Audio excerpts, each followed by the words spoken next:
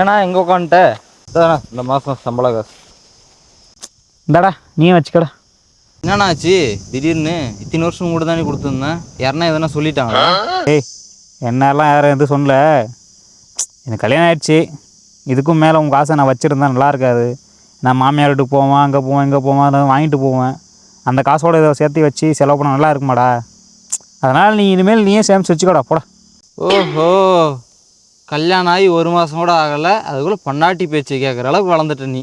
டேய் பைத்தியக்காரா, யாரா சொன்னாங்க பொண்டாட்டி பேச்சு கேட்குறேன்ட்டு? ஏதோ உன் நல்லது சொன்னால் என்ன பிடிச்சி திட்டிகிட்டு இருக்க?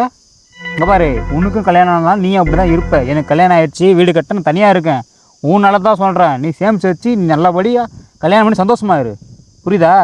டேய் எனக்கு தெரியும்டா, வீடு கட்டிக்கிறது கல்யாணம் பண்ணிக்கிறது பாதி பணம் என்னோட தான் இருக்குடா. எல்லாம் முடிஞ்ச இப்போ மட்டும் தனியாக போடான்னு சொல்கிறேன். என்னடா விட்டா கூட பேசிகிட்டு இருக்க? உனக்கு இழுத்தனா வச்சுக்க, சொன்னால் மூடிக்கிட்டு செய். ஓஹோ, அடிக்கிற அளவுக்கு வந்துட்டியா?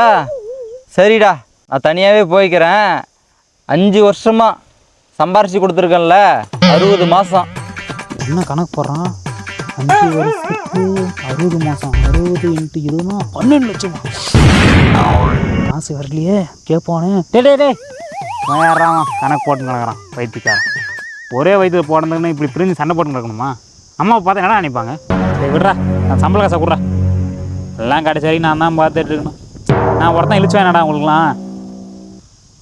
ஏய் எழுந்து போடா, போடா எழுந்து. கத்தாதரா, இருறா போகிறேன். சும்மா பொண்டாட்டி பேச்சு கேட்டுன்னு என்ன நான் சொல்கிறான் பாரு.